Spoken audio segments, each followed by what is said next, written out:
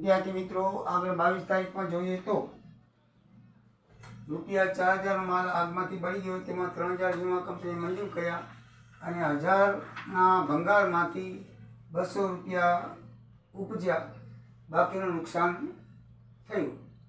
તો મિત્રો 22 તારીખની અંદર વીમા કંપનીએ મંજૂર કર્યા તે વીમા કંપની ખાતે આપણે ઉધાર લખશું. તો વીમા કંપની ખાતે ઉધાર ₹3,000, ભંગારના 200 ઉપજ્યા એટલે ભંગારના રૂપિયા 200 આવ્યા, તો રોકડ ખાતે 200 અને બાકીના 3200માંથી 4,000નો માલ હતો, ₹800 નુકસાન થયું. તો આવતી થયેલ નુકસાન ખાતે 800. તે ખરીદ ખાતે ધ્યાન રાખજો, અગાઉ આપણે શીખી ગયા છીએ કે કોઈ પણ વેચાણ સિવાય કોઈ પણ પ્રકારે માલ થાય જાય, ખરીદી ખાતે જાય, જાહેરાત ખાતે જાય, ચોરીથી જાય, વરસાદથી જાય, તે ખરીદ ખાતે હંમેશા જમા લખાય. એ ખરીદ ખાતે જમા ₹4,000 બાબત છે. 4,000નો માલ આગથી બળી ગયો, 3,000 વીમા કંપની મંજૂર કર્યા અને ભંગારના 200 ઉપજ્યા. તેના 23 તારીખમાં વેચાણ કિંમત પર 20% નફો મળે, તેથી 5,000નો મૂળ કિંમતનો માલ વેચો. તો જો આમાં મૂળ કિંમત ઉપર હોય તો આપણે 100 ધારીને કરતા હતા. મૂળ કિંમત ₹100 ધરવાની, વેચાણ કિંમત હોય તો વેચાણ કિંમત ₹100 ધરવાની. ધારો કે વેચાણ કિંમત 100 હોય અને મૂળ કિંમત ઉપર હોય તો આપણે નફો ઉમેરતા હતા, પણ વેચાણ કિંમતમાં ધ્યાનમાં રાખવાનું, નફો બાદ કરવાનો. 20% નફો બાદ કરીએ એટલે ₹80 મૂળ કિંમત આવે, બરાબર ને? ₹100 વેચાણ કિંમત છે, એમાં આપણો 20% નફો સમાયેલો છે, બાદ કરી એટલે મૂળ કિંમત 80 આવે. 80 મૂળ કિંમત હોય તો વેચી 100, તો 5,000 મૂળ કિંમત હોય તો વેચી કેટલી થાય? ₹6250. એટલે મિત્રો અહીંયા 6250 એટલા માટે આવ્યા છે. 5,000ના માલ ઉપર વેચાણ કિંમત ઉપર કીધું છે. વેચાણ કિંમત ઉપર કીધું હોય એટલે તમારે વેચાણ કિંમત 100 ધારવાની, નફો બાદ કરવાનો, એટલે મૂળ કિંમત આવશે. એટલે 80 મૂળ કિંમત હોય તો વેચાણ કિંમત 100, તો 5,000 કેટલી? ખરીદ કિંમત ઉપર હોય તો મૂળ કિંમત ધારવાની અને 20 ઉમેરવાના, એટલે 120 વેચાણ કિંમત આવે. આપણે અગાઉ જોઈ ગયા, આ વેચાણ કિંમત હોય તો આ રીતે કરવાનું આવશે. અને રોકડ ખાતે ઉધાર, રોકડથી વેચાણ લીધે રોકડ આવી તો રોકડ ખાતે ઉધાર, તે વેચાણ ખાતે જમા. બાબત જે વેચાણ કિંમત ઉપર 20% નફો મળે, તે 5,000નો માલ રોકડેથી વેચ્યો તે. લોન ઉપર આપણને 1 મહિનાનું વ્યાજ શ્રીમતીજીને ચૂકવવાનું થશે. તો એની પાસેથી આપણે લોન કેટલા હજારની લીધી હતી? 30,000ની લોન લીધેલી હતી. કેટલા હજારની લીધેલી છે આપણે શ્રીમતીની લોન?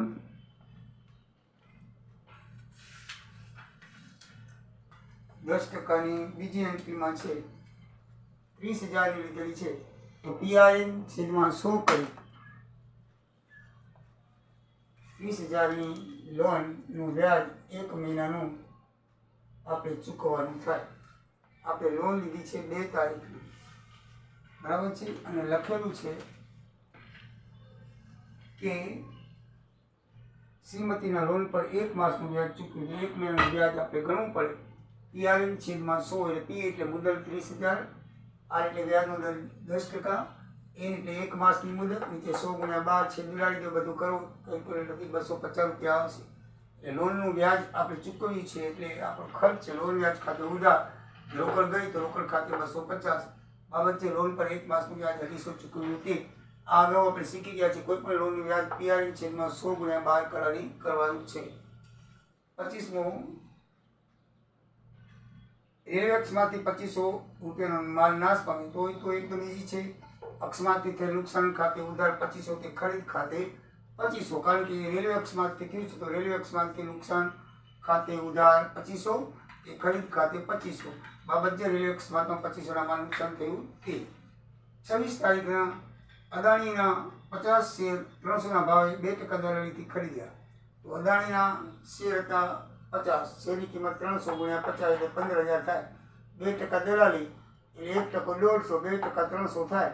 કેલ્ક્યુલેટરથી કરી લેવાનું. 15,000 + 300 દલાલીને ચૂકવવા પડે, એટલે ₹15,300 આપણે રોકાણ ખાતે ઉધાર કરશું અને બેંક ખાતે જમા કરશું. ચેકથી ચૂકવ્યા એટલા માટે 15,300 અદાણી પાવર લિમિટેડ શેરના રોકાણ ખાતે ઉધાર, તે બેંક ખાતે જમા. બાબત જે 300ના ભાવના શેર 50 ખરીદ્યા અને એની કિંમત ચેકથી ચૂકવી તે. 27 ₹1,500 ₹2,500નું કોમ્પ્યુટર 1,000માં કરુણાને વેચ્યું. હવે કરુણાને 1,000માં વેચ્યું એટલે 1,000 આવે એટલે રોકડ કરુણાને વેચ્યું, બરાબર છે? તો રોકડાથી વેચ્યું એમ લખ્યું નથી, એટલે કરુણાએ લીધું છે ઉધાર, તો લેનાર ખાતે ઉધારો 1000 અને કમ્પ્યુટરમાં નુકસાન થયું 1500 એટલે કમ્પ્યુટરના વેચાણ નુકસાન ખાતે 1500 તે કમ્પ્યુટર ખાતે જમા 2500 થશે. બરાબર છે. 1000માં કરો અને કમ્પ્યુટર વેચી 1500 નુકસાન ઉધાર્યું તે 2500નું કમ્પ્યુટર 1000માં વેચ્યું, ઉધાર વેચ્યું છે કારણ કે રોકડનો ઉલ્લેખ કરેલો નથી એટલે લેનાર ખાતે ઉધાર, રોકડના ખાતે 1000, કમ્પ્યુટરના વેચાણના નુકસાન ખાતે 1500, તે કમ્પ્યુટર ખાતે 2500 રૂપિયા જમા. પછી વીજળી બિલ અને ટેલિફોન બિલ ભર્યું બાય ચેકથી તો વીજળી બિલ ખાતે ઉધાર, તે ટેલિફોન બિલ ખાતે ઉધાર, તો બેંક ખાતે 2500. બરાબર છે. 1800 વીજળી બિલના ભર્યા, ટેલિફોન બિલના 700 ભર્યા અને ચેકથી ચૂકવ્યા એટલે બેંક ખાતે 2500 જમા કરશે. બેંકે 200 રૂપિયા વ્યાજ જમા કર્યું અને 100 રૂપિયા આપણને ચાર્જીસના ઉધાર્યા. તો અગાઉ આ રીતે થઈ ગઈ છે. તે બેંક આપણે ખાતામાં વધારે વ્યાજ ઉમેર્યું એટલે આપણું બેલેન્સ વધી તો બેંક ખાતે ઉધાર, તે બેંકના વ્યાજ ખાતે જમા 200 બાબતે બેંકે આપણને વ્યાજના જમા કર્યા અને ચાર્જીસમાં આપણી બેંક બેલેન્સ ઘટશે એટલે બેંક ખાતે જમા કરશું અને બેંક ચાર્જીસ આપણો ખર્ચ છે એટલે બેંક ચાર્જીસ ખાતે ઉધાર 100 રૂપિયા, બેંક ખાતે જમા 100 રૂપિયા બાબતે બેંકે બેંક ચાર્જીના ઉધાર્યા તે. ચોરીથી રૂપિયા 500નો માલ ચોરાઈ ગયો, 200નો માલ વરસાદમાં પલળી ગયો.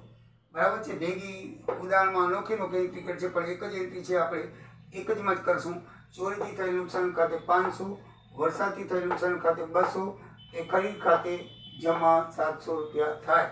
બાબતે 500નો માલ ચોરાઈ ગયો તેમજ 200નો માલ વરસાદથી પલળી ગયો તેના બંનેના નુકસાન ખાતે ઉધાર કરી નાખો. 2 ખરીદ ખાતે જમા થશે ટોટલ રકમ ખરીદ ખાતે જમા કરો.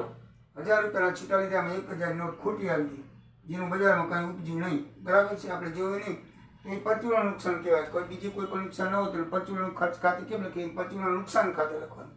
ઉધાર 100 રૂપિયા તે રોકડ ગઈ આપણી એટલી, રોકડ ખાતે 100 રૂપિયા બાબતે 1000 રૂપિયા છૂટા લેતા 100 રૂપિયાની નોટ ખોટી નીકળી તેના. અત્યારે 1000ની નોટ પહેલાં આવતી હતી, હવે બંધ થઈ ગઈ પણ એ જૂની આ નોટ છે એટલે 1000 રૂપિયા નોટને ખોલા લીધા હશે 100 રૂપિયા ખોટા આવી. તો મિત્રો આ રીતે દરેક પ્રકારના ઉદાહરણની અંદર આવી ગયું છે. હવે કોઈ પણ ઉદાહરણ કોઈ બાકી રહેતા નથી. તો મિત્રો હવે આ નોંધ અહીંયાથી પૂર્ણ થાય છે અને હવેથી નવું ચેપ્ટર આગળ ચોથું શરૂ થશે. તો મિત્રો મારો વિડીયો લાઈક કરજો, સબસ્ક્રાઈબ કરજો. જય સિયારામ, જય દ્વારિકાધીશ.